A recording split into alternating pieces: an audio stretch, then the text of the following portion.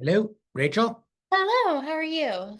Good. How you doing? I'm doing good. I just wanted to join a few minutes before Mike just to make sure you're all set, see if there's anything else you need in the meantime. No, I think we should be good. I appreciate it. It's good to have you joining us. Sometimes we get five guys, two guys, sometimes we get 30 guys, depending upon when I do these calls to join us. But really, it's just about doing the interview with Mike, and I'm really excited about it. Okay, amazing. Yeah, he's excited for it as well. So I think it's going to be a really great conversation. Yeah, I'm excited for it. As I said, the book is terrific. I haven't finished the whole thing, but I'm like tearing through it as quickly as I can, and it's awesome. Great background. We both have the same publisher, and I think it'll read really well with the 20,000 plus guys who get our newsletter, digital magazine every week. So I'm excited for it. Oh yeah, 100%.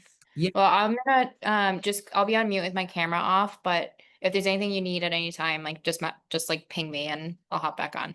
perfect. Hey, do you work for them full time, or are you in PR? Like, just so I know what your role is. Yeah, so I'm part of a PR consulting agency, and so we work with Cass and Mike full time as clients. So we're working with them daily on a bunch of stuff. Amazing. Okay, cool. Yeah, if there's anything I can do to support you guys and your work, your clients, anything, I'm always looking for great stories that help move the needle with guys in middle age. Okay, amazing. Definitely. If anything pops up, we'll for sure reach out. Terrific. Okay. And I guess Mike will just jump on in a little bit. Okay. And I'm Yep. okay. Awesome. I'm gonna start letting some other guys in as they get here.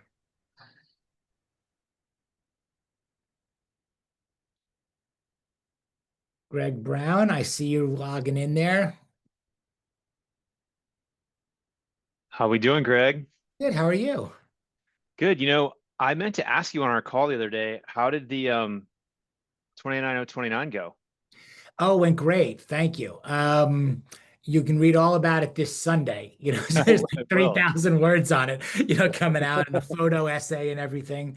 Um, yeah, I would really love you to join me, in a group for one of these. I think you would really like the community as much as anything. I mean, the challenge is tremendous, but the people are really what's fantastic about the whole thing. And it's a first class event. So, in the time that I we would have love here to. before we jump on this, but it was the hardest one I've done, out of the four.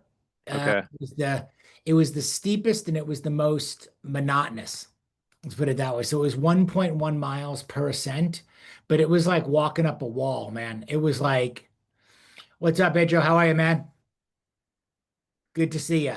And I see Mike has just jumped on. I'll let him in 1 second. But yeah, Greg, it was just straight up, like kind of under the gondola the whole time. And then you quickly got on the gondola, went down, and it was just like, okay, 19 times of this. Oh, It was beautiful in Jackson Hole, beautiful at the top, beautiful in the bottom. But that hour 15 that it took you was 19 something times. Yeah, else. that's tough, man. Well, good for you. Congrats. Thanks. That's Michael, awesome. good to see you. Yo, yo, how are ya? I'm great. Thank you for being here. I appreciate it.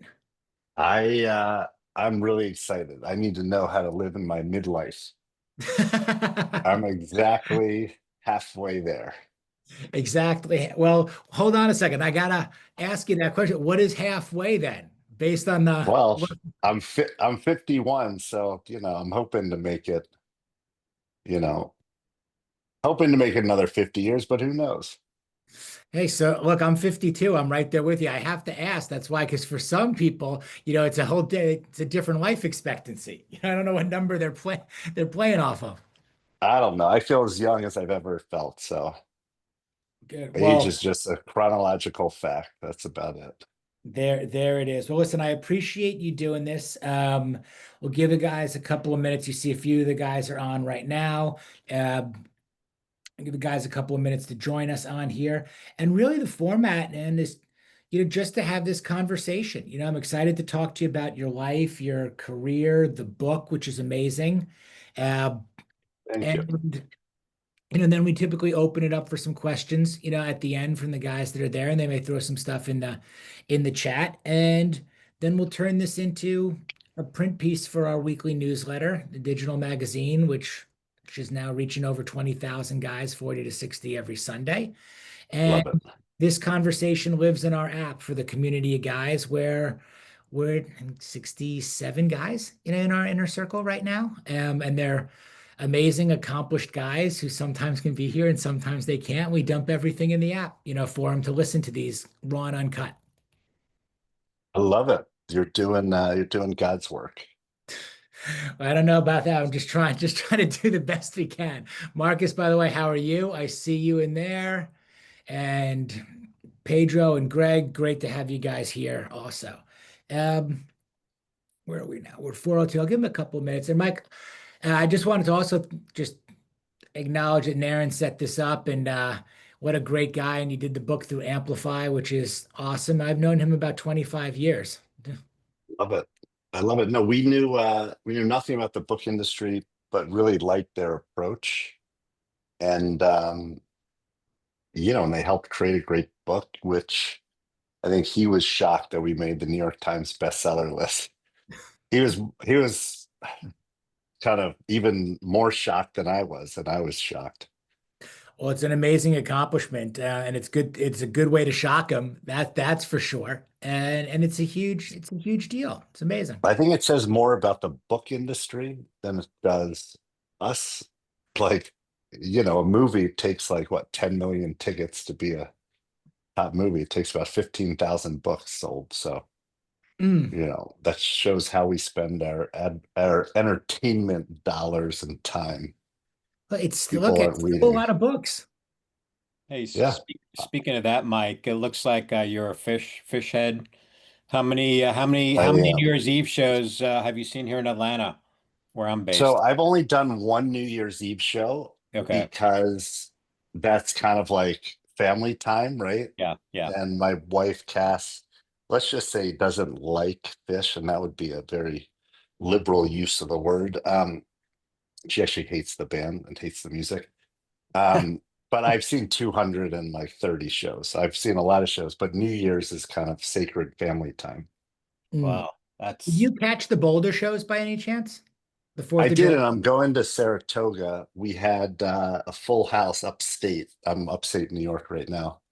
And we had all of our kids who are back from college and their friends and extended family. So it was family time. I got to get my fish in when there's like no family around. I got to like sneak out and, I you know, got you.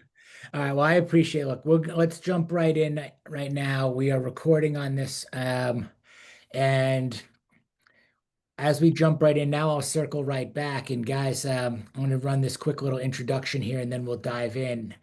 Do you prefer Mike or Michael? either one. Okay. Yeah, either one. Mike Lazerow is joining us today. Mike and his wife Cass are the serial founders, visionary early stage investors, now New York Times best-selling authors. The long-standing reputation for building, scaling, and backing successful companies. You guys live in New York, have 3 children, Miles, Cole, and Vivian. They are the authors of Shoveling Shit. Here it is, right here. Thank you very much for this copy.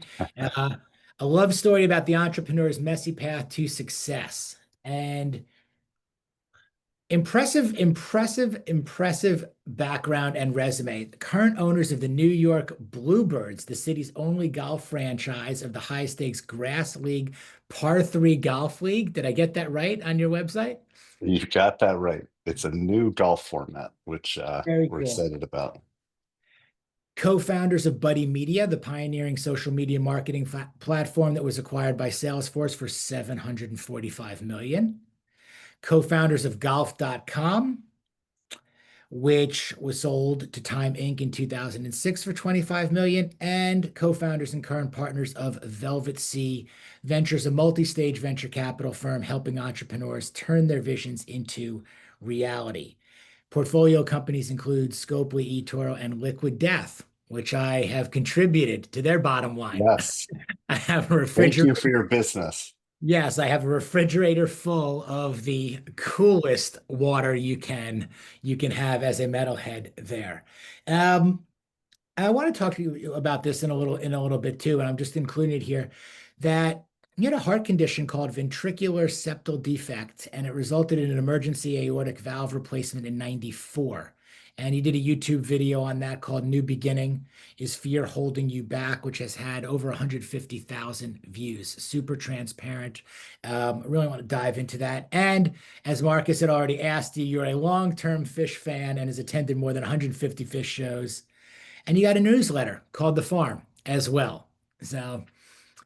And my first question for you after all of that is what's the hat? Okay. So the hat is a fish song called Tweezer, which is a very high energy show closer that they play, um, which is one of my favorite fish songs. Are you a full-time now t-shirt, uh, hat, casual guy? Have you always been, or is this now, hey, post exits, No, offer? I've always been a comfortable dresser. When we sold the business to Salesforce, I had to buy a suit. Everyone at Salesforce who meets customers has to be in a suit. And I kind of liked it because I didn't have to think about anything. At that point, I had two suits. Um, but I usually dress casual, but I like presenting myself maybe a little better than I am today. But given I know all about the community, I figure I'm going to show up just as another guy to talk about guy stuff. So didn't feel the pressure to kind of dress up. Good. Appreciate that. You said you're upstate right now. Where do you spend most of your time? So we're in New York City most of the time. During the summer, we try to spend some time up at our place in Amenia, New York, which is Dutchess County. It's about 90 minutes north of the city. It's where I can breathe again. Every time I leave the city, I start, my blood pressure goes down. I'm no longer stressed out. So it's a way to balance the kind of misery and beauty of New York City. Hmm. Are you originally from New York?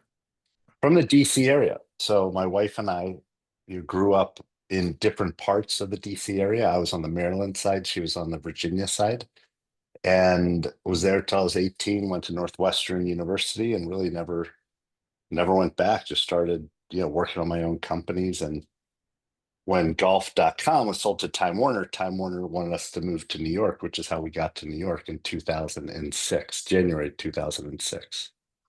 Do you anticipate staying? You already mentioned when you get outside of the city, pressure goes down, all these other things. You got choices. I don't know if you were listening in to our bedroom conversation the last few days, but we're empty nesters in the fall. And my goal is not to spend the winter in New York City. I get very down during the winter. It is gray, it's dark, not a lot of good things happen in the cold weather of New York City. So I'd like to not spend the winters. Let's just say there's a friendly disagreement with the woman who I share a bedroom with. And so I can't say that we've made any decisions, but after 23 years of having these kind of human people living with us, our kids, we're very excited to finally, be without kids living at our house, even though, we have two in college already. We know they come back and we're thankful they come back. We love when they come back, but frankly, we love when they leave. Let me know how you resolve this because I'm in the exact same boat. So we're about to become empty nesters. I'm born and raised New Yorker. We've been in Houston for 23 years, Yeah. And as becoming empty nesters, it's a similar kind of evening bedroom conversation of, you know, I don't want to spend our summers here. Now it's almost 5 months, here in this heat. And our older son lives in Boulder now. He's at CU. Our younger one's going to be out in California at Loyola Marymount. And I feel very similar to you. It's like, okay, my wife doesn't want to give this up total in Houston. Um, but I'm also, if I don't want to spend my summers here for sure, at least 4 or 5 months. So, Well, we come upstate New York during the summers are great. Cool evenings, not as humid as the city. I would not come here during the winters. Very chilly, but I think, where, for me at least, having sunlight, having outdoor space is just good for my mental health. And the older I get, the more I realize I just need to breathe, be outside, move. And that's sometimes difficult in New York City. You end up sitting in your office and you end up eating very big meals. I don't drink anymore because that wasn't doing, it just wasn't great for my body. And, I wouldn't say New York City is a very healthy city, both physically and emotionally, mentally. So it's kind of you leave your apartment, you're just, it's full frontal from every direction. And it's only getting, I think, worse, given the city and many cities are almost bankrupt. Um, Having said that, the city's given me so much. I don't think we could have done what we've done without being in this place where you just bounce off each other and people say yes. And people, it's where our investors were from and a lot of our employees, and we build our companies there. So we love the city and we love leaving it. Mm. I felt the same, again, the same way. Um, as you mentioned it, I'm going to stay here for a second. What are you doing for your health now? You mentioned that you stopped drinking. Yeah. So, you know, all entrepreneurs who are listening realize how difficult it is to stay in shape. When I was doing Buddy Media, we went from 0 to 50 million in annual recurring revenue in 5 years. And a lot of that was through client dinners and, trying to woo employees. And, I just didn't prioritize my health. I weighed 40 pounds more. I wasn't particularly happy at the end of that run.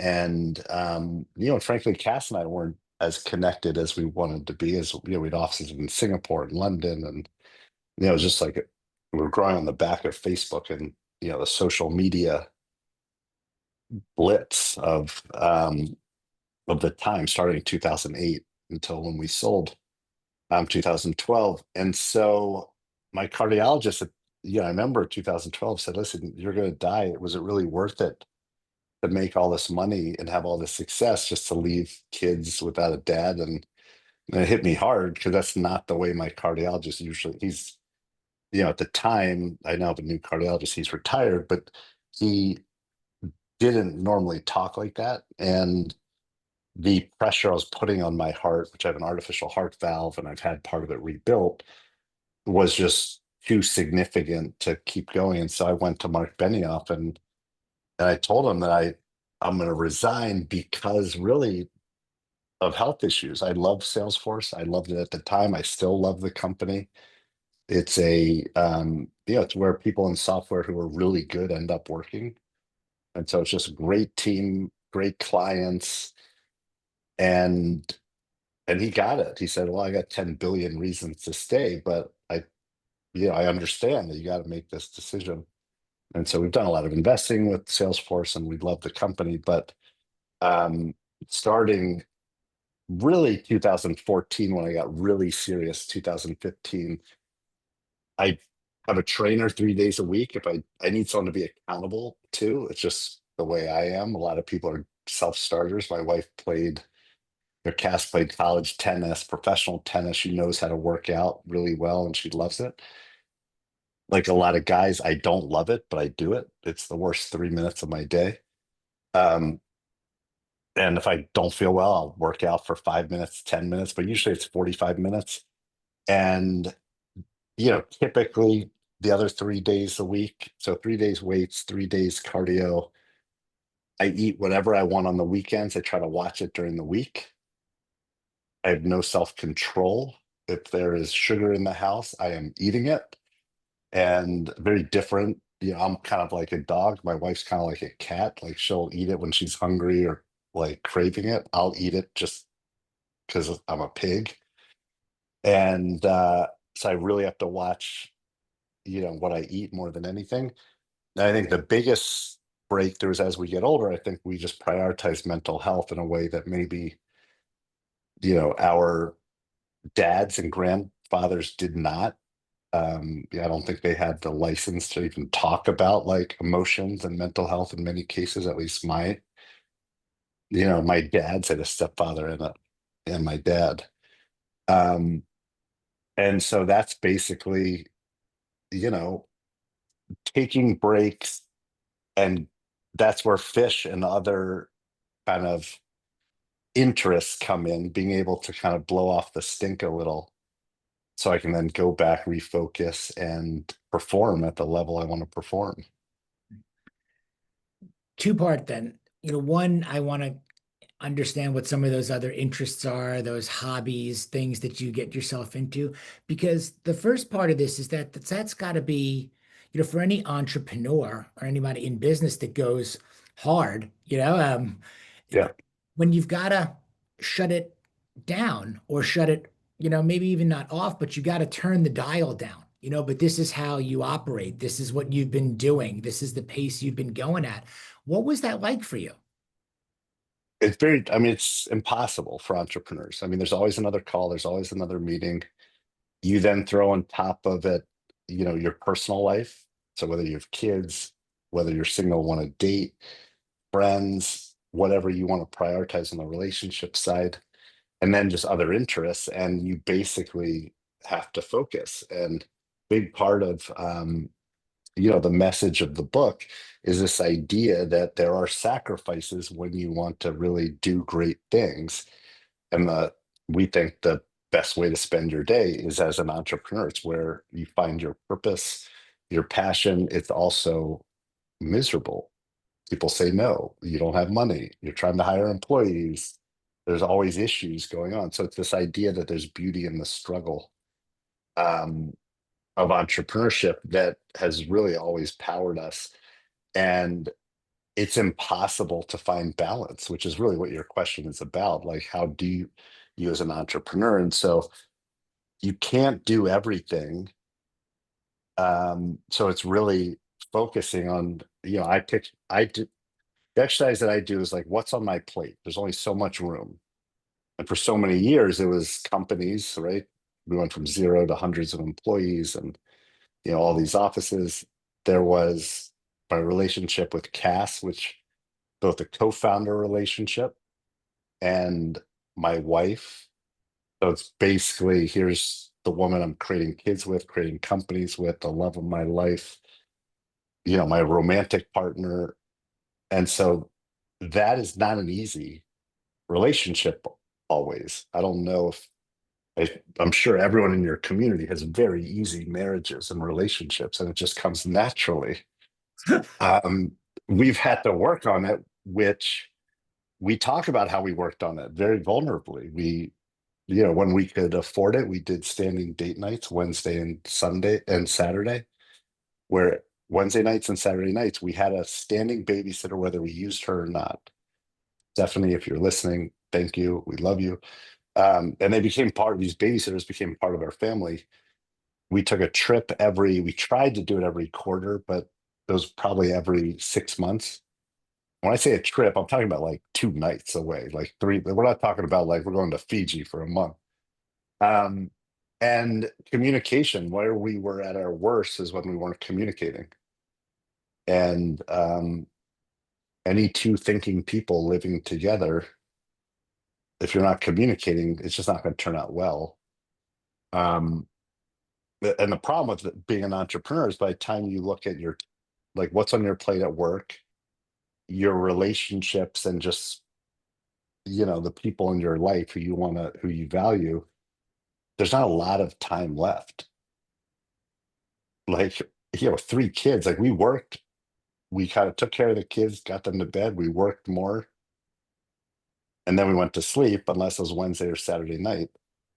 Every now and then I'd escape and go see Fish or other music, or um I gave up golf for 10 years. I now play a little golf. I love fly fishing, but I don't do that often. And I think the best way for men to stay sane is to have a group of men who they really like, which is why your community is such an awesome community. I want to ask you about that because when I first opened the book, and by the way, what you were describing was one of my, in a lot of ways, my favorite chapter in the book about the imbalanced life, and I talk a lot about how balance is bullshit and how hard, it is in these different stages and starting companies and raising kids. And as you said, all these things in the bucket at the same time, and you can't be great at all of them, including, relationships and friendships. And one of the things that really stood out to me when I first got the book was first the forward. It was the first thing I read, and it's just incredible forward, this almost love letter from Gary V, to you guys. And I actually took it and copied it and printed it out, and I sent it even to the guys on my really small team, and I'll share it with the whole community out there. It's just like, this is the way you want someone to speak about you. Like, how do you have to act and operate and live in order to get somebody to write something like this on your behalf, or write it and get somebody to approve it? Get them to approve Yeah, no, the book especially too with with these Gary. I mean, letters. It's like, Gary doesn't write. So mhm. Gary doesn't write. He doesn't do forwards, and that was something that he wrote. It would have been hard for us to write that, um, from his perspective. And the story is basically Gary was 34 years old. He'd worked at his dad's liquor store for many, many years. Really started when he was 15, but because of Wine Library TV, he'd grown it from 7 million to like 60 million in sales.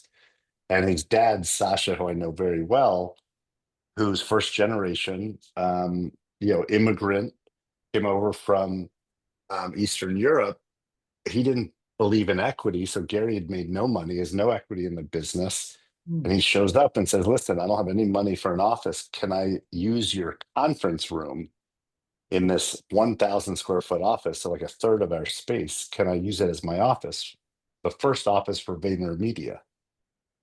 I, of course, said yes, knowing that Cass would say no, because she's like the operator. And he walked in and convinced Cass, and he's like, yeah, she said yes. I'm like, really? That's crazy. And that started just one of many just great relationships where we built our businesses together. We landed clients together. I remember going into the NHL. We're selling software, he's selling services in this new social media world. We've since done tons of investments and deals together. We own a pickleball team together. Was just at his wedding in Toronto, and he's at a great place.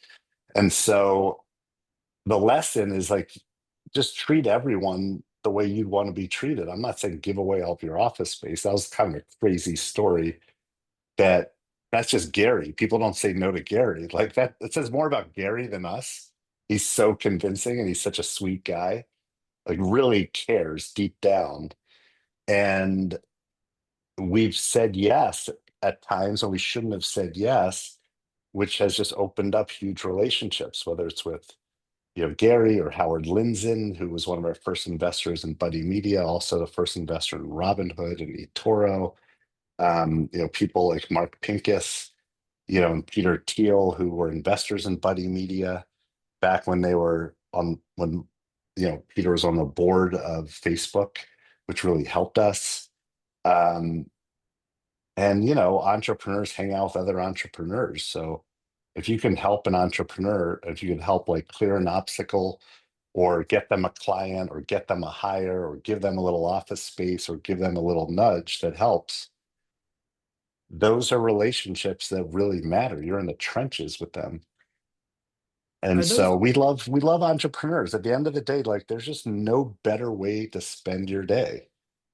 And it sucks. Like it's this idea that like it's like, there's misery there, but it's also like, you know, an honor to be able to work on your own stuff every day. was going to ask you, are those your friends? Are those your inner circle, the ones that have, like, through your businesses and your investments in your life? Or is there that group of elementary and high school buddies or college buddies? Like, do you have them Yeah. compartmentalized? Like, So they're not compartmentalized. They all kind of know each other now. I have three sets of friends, and I don't think it's that unusual. It's the high school buds, right? These are people who we went through our seminal years of having like first of everything with. And those are from DC. Some of them have gone on to do great things. Some of them you know, are working, but it's people like Mark Lazerow, who started Hill Country Barbecue in New York City.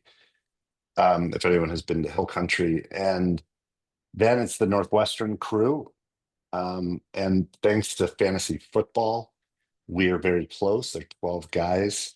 We get together in person every year. I'm hosting upstate the draft this year. The commissioner of that league is Seth Meyers, who happened to be my freshman year, neighbor. We weren't roommates, but we had rooms right next to each other. We've been best friends since godfather of my daughter. And I think as that's really the biggest blessing as a guy is to have like these, guy friends who make it worthwhile. Like these are people, and when I was talking to some of the Northwestern crew, we do Zooms, and there'd be nothing that they could do to hurt the friendship, right? Like literally, there's nothing they could say that I'd be like, we're done. Like there's just this unconditional love, which when I talk to guys who don't have the same thing, it just makes me like super lucky. And so work on relationships because that's really what matters at the end of the day. Has anything changed in any of those dynamics because of the money, or the success? I think for a while it did because like we didn't grow up with at least this kind of money. Like we had enough money for like education. I didn't feel poor, but it wasn't like, you know, stepfather was financial advisor in the service business. Mom was a lobbyist, public interest lobbyist. Um, and what changed is people people kind of treat you a little differently when you make a lot of money. Um, and then they assume that you're smarter than you are, whereas you're just like the same schmuck you were before you made money. Um, and we've learned a lot of lessons of what to do, what not to do. Um, but at this point, I think there's just a comfort and like we have very successful friends as well. So it's not, um, I don't think there's any goofiness anymore, but like we were, if I look back, I was 25 when I made my first million, you know, 34 when we kind of knew we were going to hit it big. And so we've had like, 15 years to get used to it. Money at the end of the day, it's freedom. Most importantly, you could do what you want. It's health because we're in a system where like, if you have money, you can access the system. If you can't, it's kind of like a luxury good now, which is unfortunate for the country, for the kind of population, but for the country. And then it's security. Otherwise, it doesn't really buy anything else and buy happiness. Like, um, if you're miserable without money, you're going to be miserable with money. If you're happy without money, you'll probably be happy with it. Um, it's not an end in and of itself, but it is awesome. Like I'm thankful every day. I'm not one of these people who say, oh, it's the money doesn't matter. Like, no, I'm a capitalist. I want to make money. And if you have money, there's a responsibility to act a certain way. If you look at whatever you read, whether it's the Bible, the Torah, the Quran, like rich people are treated better by God.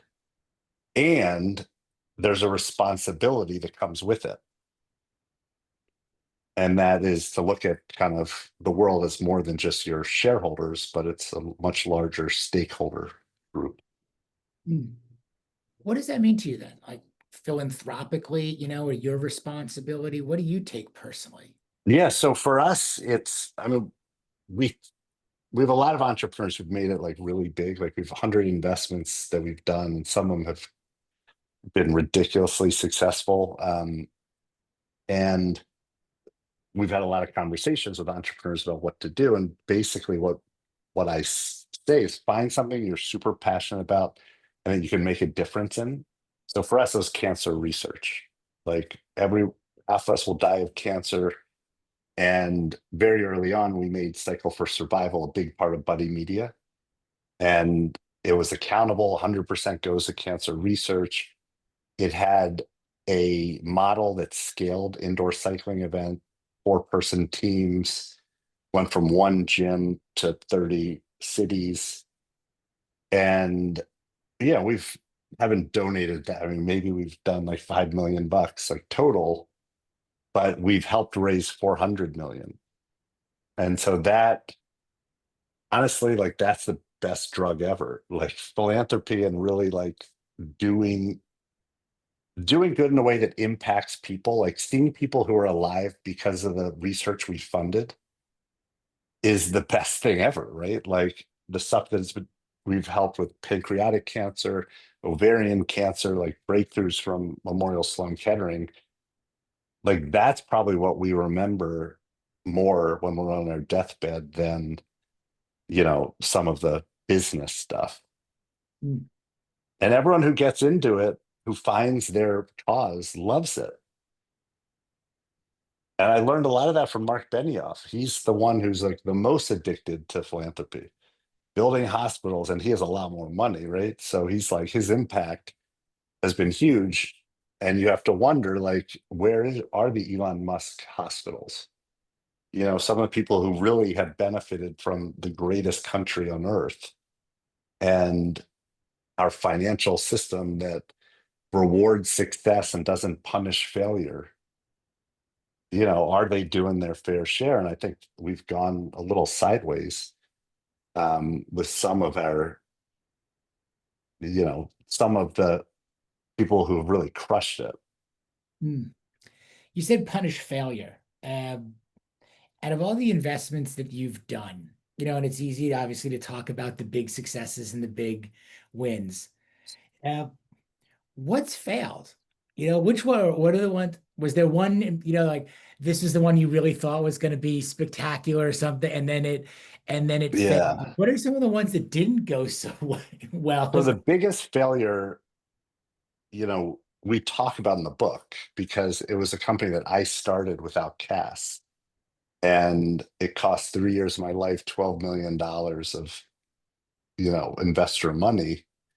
And basically, I had no business starting that company. I started with a friend and didn't go through the exercise of really talking through, like, what is our vision for this? It came out of this company called Shape Matrix, came out of my friend's art, who's a well-known artist who invented a visual language in his art, had implications in data compression and cybersecurity. And so far it's been a complete failure. It's still in existence. And the co-founder relationship doomed it from the beginning because we were never on the same page. I eventually had to leave the company. On the investment side, we've had many failures. Like there's none of them are that painful because I don't invest money that I'm not willing to lose. And what I found is you could only lose 1 times your money, but you can make, I think our biggest one was 88 times our money. Right. So you can the sky's the limit if you get it right. And that's what venture is about. And so our investment strategy is basically a barbell. We have on one side like illiquid private, risk assets. So growth companies like Healthy, which Marcus mentioned in, earlier, which is run by Erica Jane, an incredible founder, building software for, smaller doctors' offices and, health practices. And on the other side, we have a lot of real estate, a lot of cash flowing stuff. We bought a search firm, executive search firm called Moraine Group.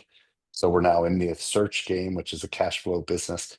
And so we like kind of stable cash flow and like super high risk venture. And we just don't have much in the middle just because of who we are. When you do venture, you lose a lot. Like I mean, I'm happy to say none of them that, we lost our shirts, but companies don't work all the time. And the beauty of our system is that you don't get the scarlet letter that you get if you start a company in Singapore, in some of these other countries where failure is basically a business death sentence. You'll never work again. Like it's hard to start companies when you can't take risks. And that's why Israel, the US, Germany, you see it, in the UK, they've done really well. It's been harder in countries like France and others that haven't, had that the ability to absorb the failure culturally. Mm. Why was this the right time to write the book? Well, the right time for me because Cass said we're writing a book, and I said, "Oh, yeah, really? Like we had enough on our plate." And this is like a bucket list for her. It was not a bucket list for me. I went to journalism school. I thought writing a book would be kind of Mike writing it. She stepped up big time. She actually has the memory that I don't have. And so she had kept a list of a lot of these cheat codes, and a lot of the chapters are the cheat codes, are basically the ideas that when we think about like the most important lessons, that's what they are. So she had it, and the hardest thing about the book was finding our voice, because there's certain stories that like I have to tell. There's certain stories that I wasn't a part of. She has to tell. And then there's the we. So there were three voices. And once we figured that out and stopped fighting about that, it became easier. But But what's that was interesting really is cool, the way that you preface that in the book, that you're going to hear the I, you're going to hear me, you're going to hear Cass, and then you're going to hear us together. I thought that was really cool how you guys teed that up. we struggled with that because when you work with someone, when you have a co-founder, you really want to have very different skill sets. And even though you're starting the company together, you don't really want to work with them, right? Like I did sales, I raised money, I did product. She did more of the marketing, the internal HR stuff, the finance stuff, right? The operations. And so we were comfortable. Like I did what I did. She knew that we would find money and sell. I knew that the company would be operated well. This was like we were all in on the same thing. And that's when the friction happened. Luckily, we kind of are good at like what some people call communicating, other people call fighting. And so, and one example of that is I wrote the first chapter. She like had outlined it, and I sent it to her, and she said, I don't like it. Okay, like, thank you. Like, what don't you like? Well, it's just not doing anything for me. Can you rewrite it? I was like, what kind of editor just says like it's not doing it for me? And so, like, that was a big argument. I'm like, this is what an editor does, like, specific things they don't like, whether it's ideas or phrasing. Once we started getting into the rhythm, it became more enjoyable and faster. We got down to like, I think the first chapter took like 3 weeks to write. And by the end, we were doing a chapter a week. We would sit down on Sunday, we would talk it through, record everything, create a transcript, and then I would try to, you know, create a chapter that made sense. But the stuff that is in her voice, she wrote most of that. Um, what she did, her dad was a big influence, and I just wasn't there. So she had to like, bring that to life. Um, Having said all that, I don't think we'll ever write a book again. People in the book industry seem to hate money. They are stuck in the past. They like the writing a book is basically like you write the book and then it's like, wait, why is it done like this? Like, wait, why can't we offer the audio book at the same time as this? Why can't we like market it the way we want to market it? And at the end of the day, as Naren will tell you, we just said, fuck it, we're gonna do it. And we only did three things. We spoke when people asked, and we'd get up on stage and at the end would be like, and if you buy the book, yeah. So we were like these like traveling salespeople. We did podcasts, which really helped. Um, and the events included like live streaming events. We did 3 hours of Gary V on, we invented a holiday, National Shovel Day. And the third thing, which is the most important thing we did, is ask for people to buy it. So anyone who I ever made money for, I said, listen, buy it for your founders or buy it for your network, and we'll do a virtual event or a real event. And so we were able to feed it into people's hands, and we had to get individual addresses. So these weren't, they were bulk buys, but there were specific individuals we sent them to. Hmm. That helped propel the book, because then it looked like people liked it. We have 135 reviews, and I think 133 of them on Amazon are 5-star. That helped get it into orbit and start the word of mouth. And it continues to sell really well without any of our involvement, which has been just interesting to see how to hack the book system. Does this feel again like I was entrepreneurial to you? And is this part of, I guess, I don't know if I'm saying this, kind of remaining relevant and at the forefront, as an entrepreneur, as a middle-aged entrepreneur, a 51-year old Yeah. entrepreneur? I mean, we felt a lot of pressure because this wasn't a vanity project. This wasn't let's just um, pay someone to write a book that has our name on it, and then we'll use it to do it. This was we really wanted to capture us so we could put the lessons out there, and it's in the body of knowledge that people have.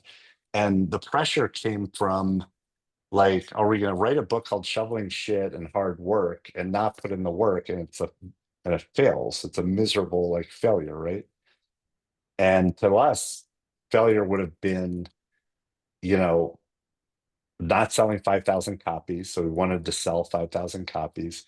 We wanted to make the USA Today list. We were told 10 times, including by our friend Naren, for the record, that you have absolutely zero chance of making the New York Times list. And he will confirm that. He said, no chance. I don't know if he'd ever had another one at Amplified Publishing, but whatever. He said, no chance, shit's in the title. New York Times has standards. You have to sell way more than you're going to sell. You haven't printed enough, which when I heard that, I'm like, okay, let's print more then. And then we just, it's all about focus. We had a vision, which is we want to be a USA Today bestseller. We picked 3 things to do and went all in: speaking, podcasts, and personal ask. And then we just let the cards fall where they fell. And it's all you can do. Is the plan right? And did you execute it the best way you possibly could? And that's everything. That's relationships. That's any business, any project, any nonprofit. What's the plan? Are you focused on the right things? And did you put every last ounce of effort to implement the plan? And we're in a world where a lot of people, I think, just get confused, and they think that being patient means they don't have to work as hard. So we're very patient, and we worked on this for 18 months, but every day we worked like it was the last one. We'd be going to bed and Cass is like, how many people did you sell speaking engagements to today? I'm like, we got a real job. We have a venture business, a private equity business. I can't be hawking books all day. But I had a quota that I had to hit. And we're accountable to each other. And I felt like if I didn't hit that, not only do I have business issues, I got marital issues also. So let's hit that. How long do you want to be shoveling shit for? Or do you intend to be shoveling shit for? Does it end with with your mindset and the way that you and Cass operate? Or is there I've shoveled enough shit and I'm good, now? I mean, I don't know. It's a really good question. I mean, I tried to slow down, primarily because my health. As we said, I was really overweight. And when I left Salesforce, I told Rico Wesley, who I still train with, I'm like, you gotta save my life. If I don't show up, I prepaid. So I'm like, I'm paying you all the money up front. And I'm like the cheapest guy ever. So I don't like wasting money.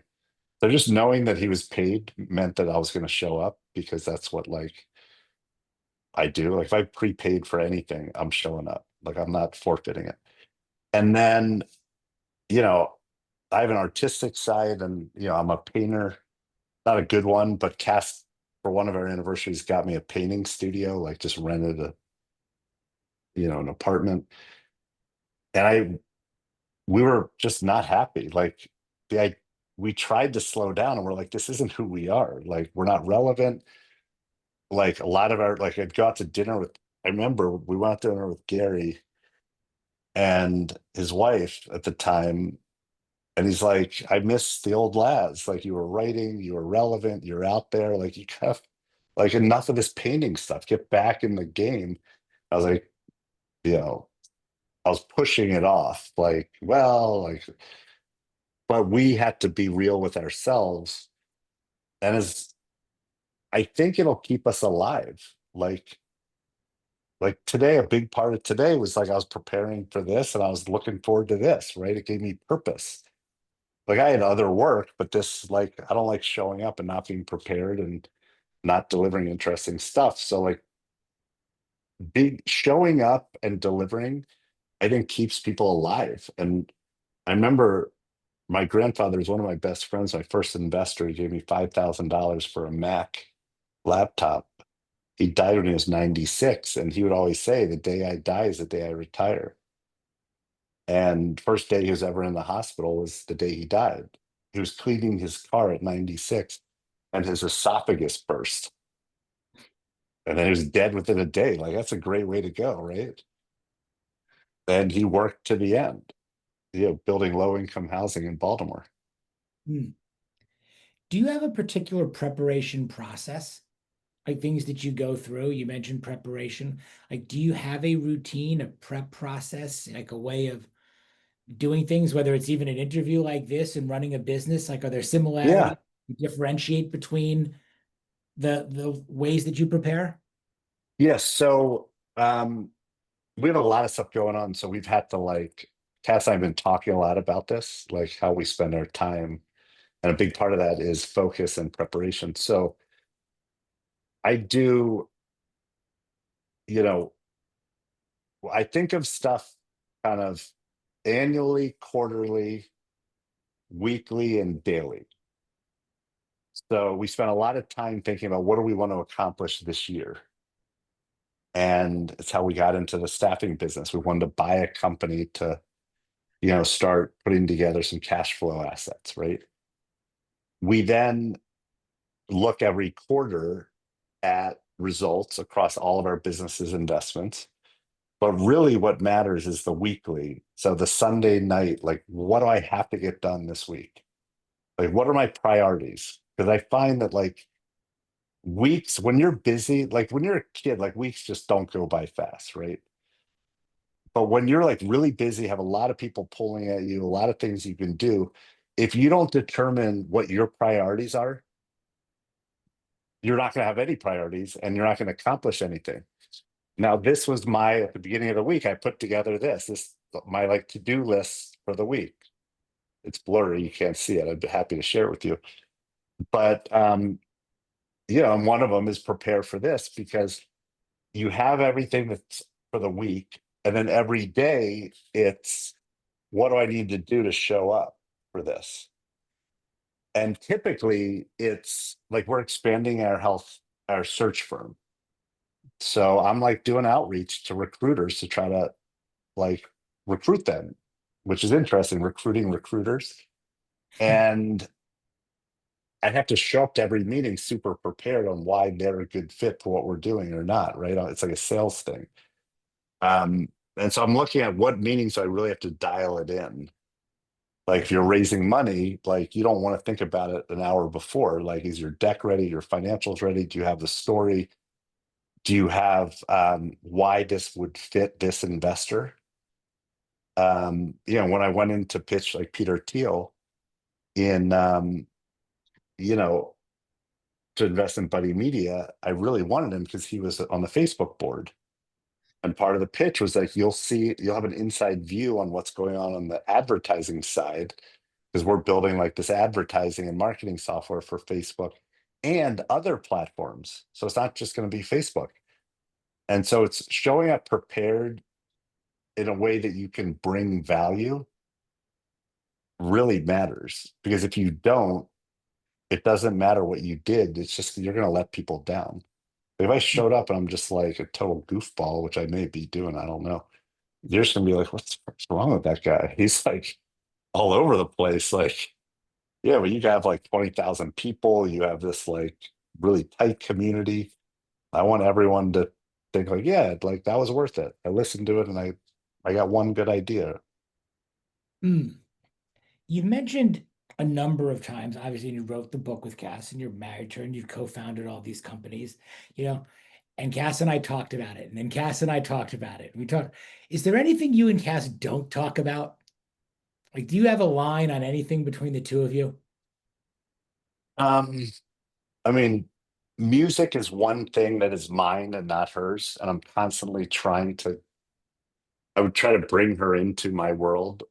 And they're people I only know through like the fish community. I have no idea what they do in the real world. But it's a really important community for me.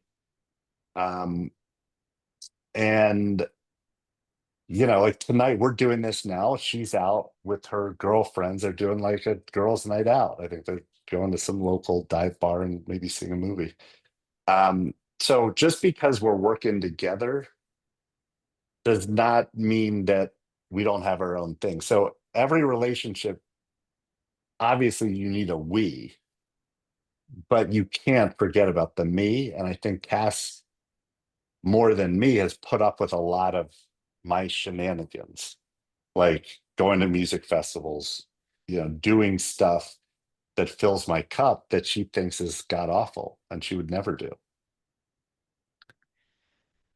Who's cut out for entrepreneurship and who's not? You, I think everyone's an entrepreneur, like born an entrepreneur, and then they go through this industrial normalization complex that in essence normalizes them, right? Like sit down, shut up, be like the other kids, memorize this stuff, get into a good college, whatever the path you're on, right? And it beats the creativity, the confidence, the self-reliance, the grit, the tenacity out of kids. And there's a whole generation, I think, that right now is like, I've done everything I was told to do. I went to the good schools and no jobs. Like, I'm lost, right? Especially guys. Like, there's a lot of pressure. And I have two of them who are in college. One just graduated, he has his own company, another who will be a senior at Emory next year. There's a lot of pressure. And I think they have internalized the idea that it's the first generation that maybe won't be as successful as their parents. I'm not saying my kids like specifically, but just the generation. Um, Not just because of AI, but just because of um just the world we live in, like the fat and the legal business, advertising, accounting. It's just not there. Like you don't go into medicine to like make money and join a country club anymore. Like you're lucky to earn a living. Like you go into medicine because you really love that work and it's like a reputation identity thing, right? Like it gives you your purpose.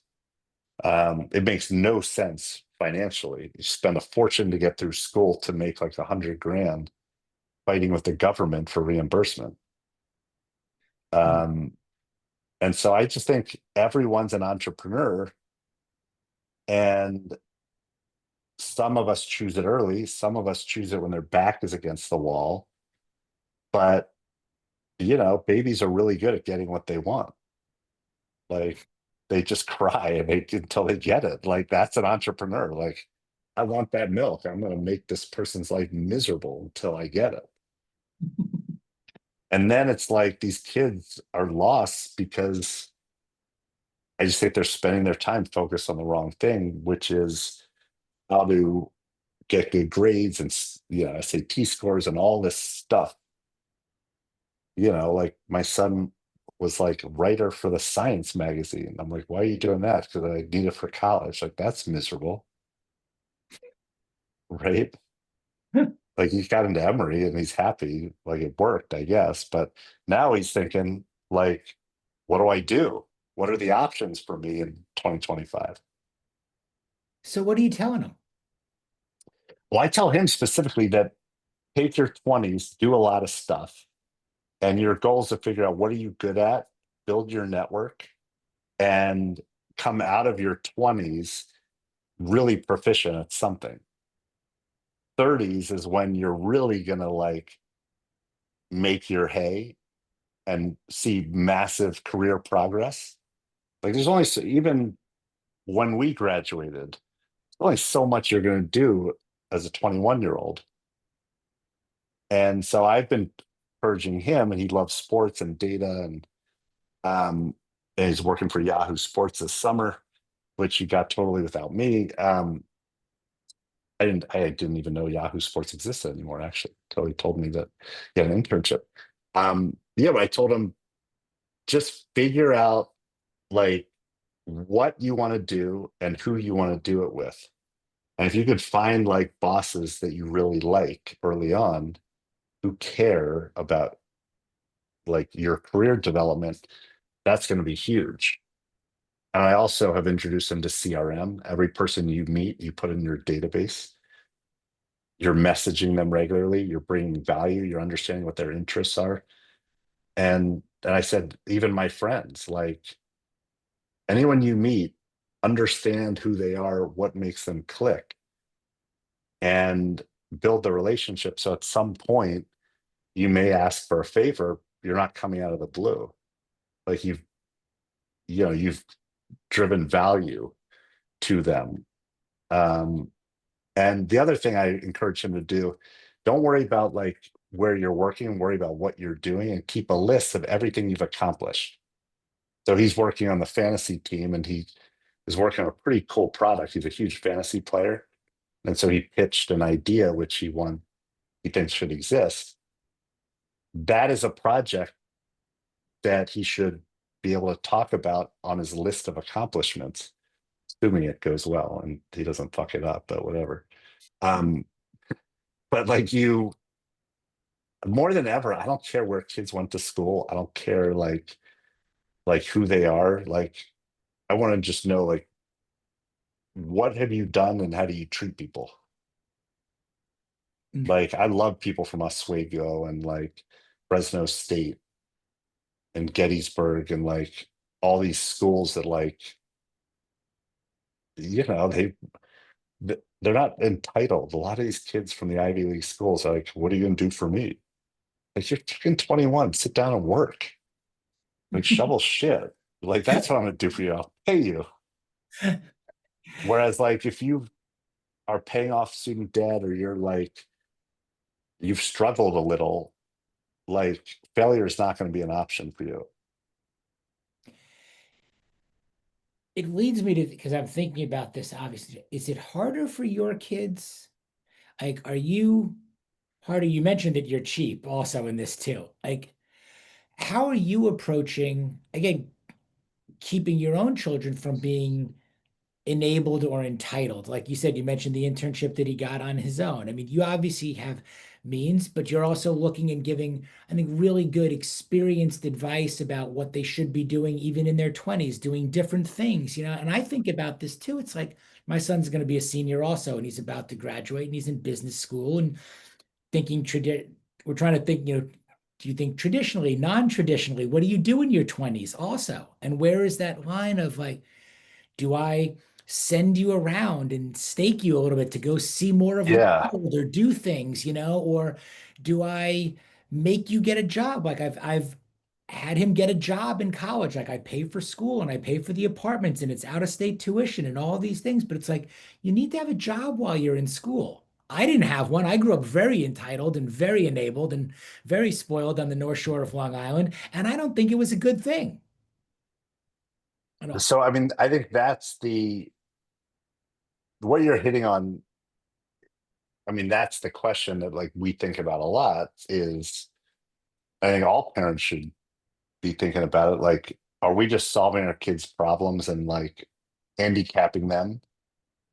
Or are we teaching them how to solve their own problems?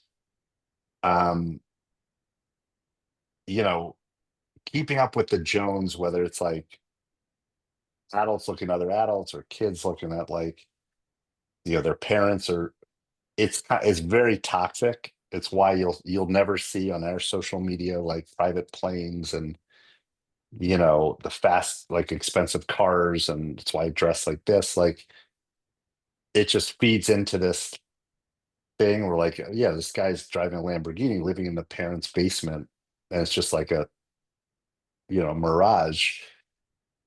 I found that kids, whatever you tell them, it goes through one ear and out the other. However, they're paying attention to your actions always. And that's the part, like the kids, they seem to value hard work. And I think that is not a surprise because we weren't around. We were MIA a lot of the time. Um, at least when they were really young. They exercise and they work out and they take care of their bodies. I think that's because like we've really prioritized it in the last 10 years during their formative years. Um, how we treat people, I think, has spilled out our like interest in philanthropy. My daughter, like she's going to bio major at Northwestern in the fall. That's what her indication is. And she spent summers doing leukemia research in the lab. And it's hard to imagine her getting that idea without being around Cycle for Survival and seeing all these breakthroughs, right? Like she loves it. Like it's what she's my only kid who's like, that's what I want to do. I want to cure cancer. Um, so we try not to solve their problems. We try not to shy away from help. So if they need help, like ask us. And gratitude and being thankful is a really big part of everything. Like we are the luckiest people in the world, and not just us, but like many of the people listening as well. Like we're born in this country, like at a time when there was a lot of access to opportunity. Like if we were born Eastern Europe 50 years ago, I'm most likely dead as an American Jew, right? So there's a lot of luck in everything. And, I think we've imparted how lucky our kids are to have access to what they have, education networks. Um, and we'll see. We'll see how they do. It's there. Like we say it all the time. I've lived my life. Go live yours. Mm. And what we did to live our life, like it's totally different. Like enterprise software, when we built it, you had to build really large sales teams. Now it's more like product-led growth, right? Like it's not, the playbook's totally different. And so anyone trying to live my life is going to fail miserably in 2025. Mm. Mike, let me just because we're a little past the top of the hour. How are you on time? I want to be respectful of your time. I'm good till 7 a.m. tomorrow, so let's go. I can talk to you for a Cass while. is on a date night, or not date night. She's on a girls' night, so I'm like, I got nothing going on. Our So lives whatever are you want. we're running like these parallel lives. It's funny. My wife is going out with the girls tonight. She told us, I Maybe don't they're all know, going 7 out a.m. together. I don't know. My 18-year-old son, I told him I would take him to dinner wherever he wants to go tonight so we can have boys' night out. But if I can't, let me, guys, do you have any questions for Mike also? Either if you want to put them in the chat or just or ask away. Now that we're a little past the top of the hour, I want to do that. And I know I could keep talking to you for hours, but let's kind of keep going and be respectful, open it up a little bit, guys. Yeah, I have a quick question, Greg. Um, hey, Mike, thanks for that summary. That's awesome.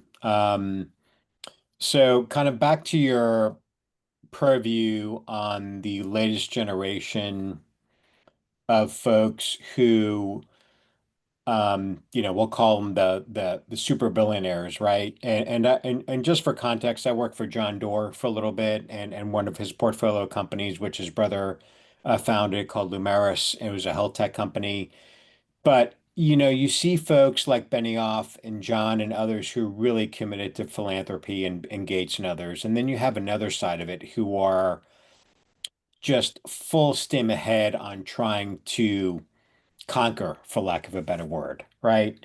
So when you sit in on some of these meetings, what's kind of the dynamic like, especially in today's political climate where it's so polarized, and not just for the super rich, but for everyone, right? When it's Yeah. you have to have a kind of a purview, a viewpoint, whether you're a startup or a high growth company.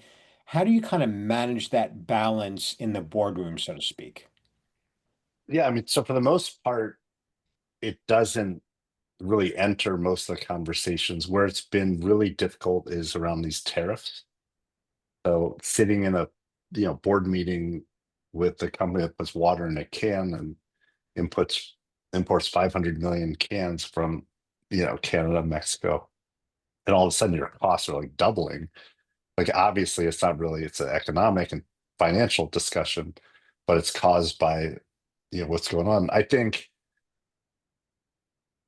we're in a weird industry where a lot of people who were very like-minded just are no longer like-minded. And when I look at, and it's hard because like my kids love, like, who are they listening to? They're listening to Rogan and Elon and a lot of these people. And what I ask is like, okay, let's look at Elon. Like, do you want his life? Like, do you want to have 14 kids with six different like moms and not commit to any relationship and be on a constant treadmill? Or do you want to show up to your kids games? Like, how many of your basketball games did I miss? Like, none, right? Now, and my oldest son a few years ago was like, well, you could have been a billionaire. I'm like, maybe, but that's hard. Like, probably not. But we also made choices that was not just about how do you build a business that transcends your life, but how do you build a life that's worth living, right? And like, that is important to us. A lot of people, I'm not saying that they're not happy, but it's just not the life that I would want. Um, I do think that what you're seeing and why this is all coming together is when you have unlimited money, making more money just is not the dopamine rush that it was. It's not the goal that you set out. And so then you turn, you're like, hey, what are the other goals? Power, right? Like that's really the other Yeah. where you get this dopamine rush. And I think that is what people don't realize is if you're worth 50 billion and your stock loses half the value, you're only worth 25 billion, it doesn't matter. It could lose 90% of the value and it doesn't matter. It could lose 100% because you've already cashed out enough to live forever, right? Right. Right. So they're not optimizing for cash like typical capitalists who are very rational in their decisions, right? And we think that doing good and doing well is like hand in hand. Like there's ways to practice capitalism that you don't lose your soul.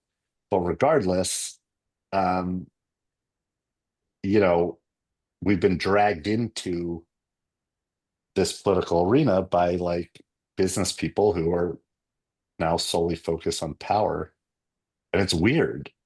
A lot of these people were like have totally flipped parties. A lot of us don't have a political party. Like I don't. Like I look at like the Democrats and I look at the Republicans, I'm like, is that really the choices? Is it me? So I think I'm like radically independent now more than ever. I used to be more like Democrat, but oh well, the world moves on. I think at the end of the day, like, what is it to be a man? Like, I think it comes down to like how you treat your family. Like, are you a good brother? Are you a good son? Are you a good dad? Are you a good husband? Are you providing? Are you helping? Yeah, I'm not saying you don't have to make $100 million to be a great man. We all know like incredible men who have served and have incredible lives, and the financial element was not a part of it. Yeah, and well, thanks for answering that. One more quick kind of follow up on that. So when you see, you mentioned you're kind of getting into the recruitment world and all that stuff. When you see what's going on, in the Valley, right? Guys getting $100 million quote unquote deals with all this, with the advent of kind of the rush to the AA gold mine. How do you see that infiltrating venture capital, the startup world, and kind of what the future holds, relative to that, right? Because you know, it's always been, rock stars have been quote unquote rock stars, right? Ozzy had his last Mhm. concert, right, a couple days ago. I know Greg, saw Metallica about a week ago, and you have, the Yeah, they're athletes, awesome. right, making, what's his name, signed for, 250, but the all of a sudden, it's not all of a sudden, but the extremism, right? And the vast disparity, and you touched upon this in some of your philanthropy and some of the other. How do you see that in kind of your purview?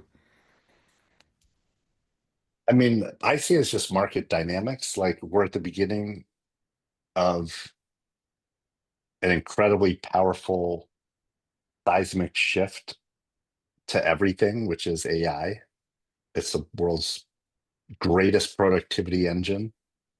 And so there are very few people who have built the language models and really understand these black boxes. And they're the home run hitters. And so to me, like getting paid $300 million by a company that has 300 billion in the bank and producing $1 billion a day in profit, it's like, okay, like if the Commanders can like draft a offensive lineman and pay them 10 million bucks a year, and then eventually like, $100 million contract, why shouldn't the like greatest AI minds in the world get that from companies that are so much more profitable than Josh Harris's Commanders? I'm a Commanders Redskin fan. Um, I think the bigger impact is, and why we went into recruiting and why we're buying businesses. How does AI impact everyone's business? That's what like I'm most focused on, both from a venture investor and from just a business owner. And so what we're doing is right now we're building our own AI stack for the recruiting business to do a few things that take a lot of time, candidate matching and sourcing.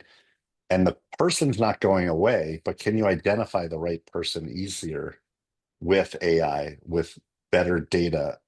Um, and that's what I'm interested in. I'm not interested in just like firing off 4,000 messages, trying to get a customer. It's how do we make our recruiters more productive? How do we help them make more money and live better lives?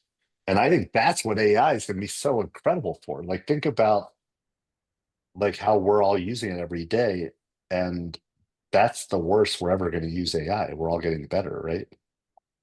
Mm. And so, I'm not doing anything that doesn't involve AI at this point, even if it's just like, hey, can you make this writing clearer?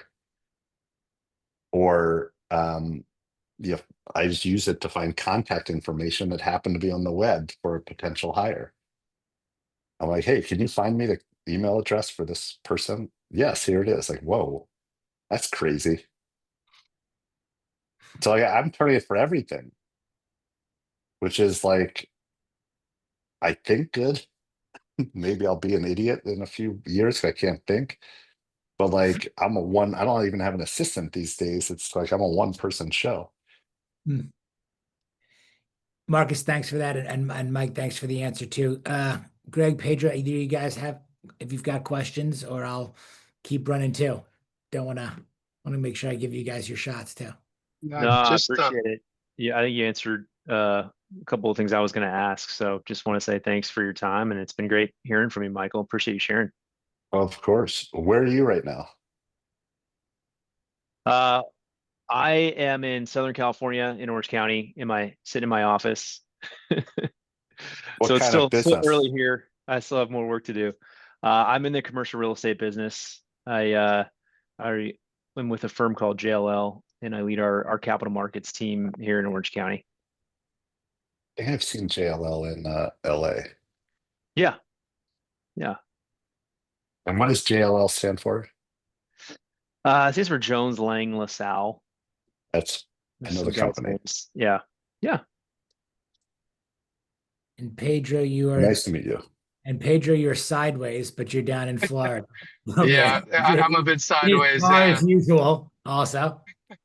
No, just Mike, just a real appreciation and a lot of gratitude for the content today. It was very timely. I'm actually next to my wife and business partner. I'll kind of turn it over. Love She's it. she's Love it. yeah. So yeah, the universe really sort of aligned this discussion. I did order the book on Audible. We are up on our way from Fort Lauderdale to St. Augustine for her birthday, and we will be Nice. putting the book on after this call is over. And yeah, I'm a late bloomer entrepreneur. Spent many decades in the healthcare space as an executive at different levels. And over the last few years, my wife and I have built one of the few legal psychedelic companies in the United States. Love it. And that's been a real challenge, but also super exciting at the same time. What's the name of the company? The company is called Lokahi. So my wife is a Native American and Native Hawaiian, and Lokahi, which is spelled Lokahi, means mind, body, and spirit. So we're really a healthcare company that blends entheogenic/psychedelics into catalysts for change and health. And we've been really growing and offering people, opportunities to do journeys, but also just learning about microdosing, psilocybin, ayahuasca, because I feel like in this space right now, there's so many fake shaman out there that we're Yeah. coming from a real significant clinical lens on the why, and if people are ready for these types of experiences. I love this space. It's too bad we lost like 50 years, of research. But the only thing we've done is a company called Beckley SciTech, which um, I think that both psilocybin and DMT research, on the drug development or in the medicine development side.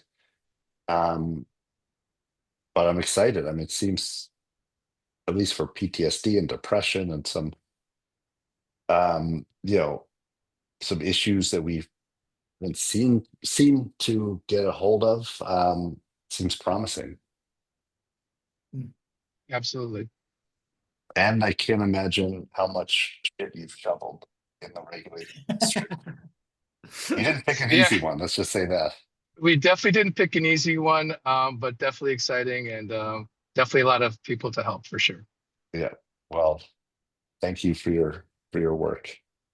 Mike, I got a couple more. I think they'll be quick if you don't mind here, to kind of land the plane a little bit on this. And your time has been, and your conversation has been stellar. With all that's transpired for you, business success, certainly failures, marriage, kids, even a health scare, what's the greatest gift that middle age has given you, and something that you think that men in our audience and community should lean into rather than fear? I mean, middle age as I haven't always cared what people think. I think as being an entrepreneur, you have to be very self-directed. But the older I get, the less fucks I give. Like I literally don't give a fuck anymore what other people think. Like, what are my parents gonna think who are alive? Luckily, very grateful for that. What are friends gonna think? What's like, and some of the stuff that we've done, if you've looked at our content, is kind of cringy. Like, we went into Central Park to hawk the book, right? That happens to be our park, and we went in and we set up a table and we're like, get your free entrepreneur advice. If you buy the book, of course. And I just think we spend so much of our time worried about what other people think, and that just doesn't matter. And I think I was relatively good at that, because it's after I almost died and I was just, very grateful to be alive. But I still cared a lot. And I think now we're doing a lot of stuff that we want to do just because we want to do it. And I think that's the beauty of like middle age. Like, I am who I am. Like, there's not really changing. Cass seems to like me sometimes, and we're doing work that we like. And I think it's also a very hard time, um, which we've dealt with to a certain extent. We're both from divorced families. We've had like Cass's mom died, and other various family members are like various stages of like just getting old. And so all of a sudden you don't have kids at the home, but you're taking care of parents. You have other financial demands. So it's actually a really stressful time for some of my friends, which I'm seeing, which then I think will be stressful for us as like all of our parents are getting older, like they're in their 80s, right? Like how much longer? Like hopefully a long time, mom, if you're listening. But um and I just think like middle age is when you just realize that like there are no regrets. Like life is life. You made bad decisions, good decisions. Enjoy it while we're here. And the last thing I'll say is if you don't have your health in order coming into your 50s, it's hard. If you don't have your health in order going into your 60s, you're really screwed. And so now is the time that we're doubling down on like health span. Like, what do we have to do today to live like a life that we want to live? Um, and so I'm doing a lot more weights, which I never did. I hate lifting weights. Trying to eat a little better, supplementing now for the first time. My doctor thought I should get on some of these supplements. Um, yeah, Do that's what I'd say. in that area, because I always thought it was, do you use like a concierge kind of doctor, a functional medicine doctor now? Are you into kind of swaying a little bit more towards like the biohacking? Are you talking about like peptides or TRT or that kind of stuff? Or like, are you transcending kind of how you're seeing health and longevity and I guess Yeah, you're so I'm both traditional and um, used to be like Eastern, but now it's just kind of functional. I have to be traditional because I have like heart issues, right? And it's kind of like plumbing. Like there's no like got to keep cholesterol in check. Can't put extra strain on the heart, which is what happens when you gain weight. Trying to keep my like cardiovascular system, yeah, healthy, right? And so I'm on a statin because I want to get ahead of the cholesterol before like my lipids get out of control. Um, I'm happy to go through what I'm on, but it's nothing exciting. It's like, vitamin A, D, K, C, magnesium, um, CoQ10. Um, I gotta be careful because I'm also on a blood thinner because of my heart valve, so I can't take a lot of stuff that has either anticoagulating or coagulating, properties. yeah. Um, but I think food as medicine is the best way. Like we try to eat healthy during the week, and then I fucking go crazy on the weekend. Like if it's in front of me on the weekend, I'll eat it. But like during the week, it's like, okay, let's keep Mike kind of in a cage. Let's not let him go crazy. Understood. Bringing it home back to the book, because it's so important and it's so good. If someone's picking up Shoveling Shit and they're reading it cover to cover in here, and they will, because you pick it up and it's one of those books that you keep going. You're just like, okay, there's so much to this. What do you hope most that they'll do differently in their own life? So, I mean, now that we've kind of done a lot of speaking and interact with a lot of groups, the the biggest learning is how to operate in a world filled with fear. So there are so many bad thoughts that go through your head as an entrepreneur. We're going to run out of money. This person's going to quit. This customer is going to quit. Um, and what I think we realize is that like a lot of those are just like the imaginary boogeyman. And so how do you combat fear? It's by building your confidence. And when you let the fear go, it just leads to uncertainty, doubt, self-doubt. But when you learn to make decisions in the fear is never going to go away. It's how do you kind of just move forward despite the fear? We compare it to how do you kind of lead a team to jump out of an airplane? Like you're not saying don't be scared, right? You're saying, are we prepared? Like, are we doing the right thing? Do we all have our like parachutes? Like, are we doing this? Let's do it together, right? And nail it. And I think that's what the book does is it gives these cheat codes of how to hire better, how to build culture that matters, how to moneyball people, how to fund your ideas and not do venture. This was built when I was writing the book, I was thinking of the owner of a pizza shop. I love pizza. I love pizza shops. I love people who run pizzerias, and we're going to hopefully open up some of our own. And they're dealing with everything you need to, all the hard stuff of business, like real estate, people, supply chain, quality. If a pizza sucks, like no one's coming back. Um, and we did not write this for venture capital backed founders because and I was a VC backed company, at Buddy Media, like plenty of safety nets when you have venture capital, right? But if you're working with your family or spouse running a restaurant, like you got to make hay today to like, and so that's what like when we talk about how to moneyball people, how to create cultures, it's every business. It's not kind of Shopify, right? It's not Facebook that we're talking to.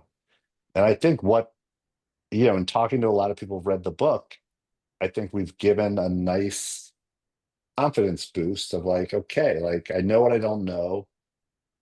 Like if you made all these mistakes and screwed up, like way worse than I did, like I can recover. And it's that confidence of being able to like, focus an organization, which is a big part of the book, focus yourself that helps a lot. And that's what we want. We want you to read it and be more confident day to day. Hmm. So, Mike Lazerow, thank you so much for being here, for giving us all of this time. I greatly appreciate it. The book is tremendous. Shoveling Shit right here. Uh, no, and I really appreciate all the transparency and the openness, Thank you. and it's terrific, both you and Cass. So thank you again for leading the charge for us midlife men, and appreciate it, my friend. Thank you. Thank you. I appreciate it. All right, take care. See you guys soon. Yep.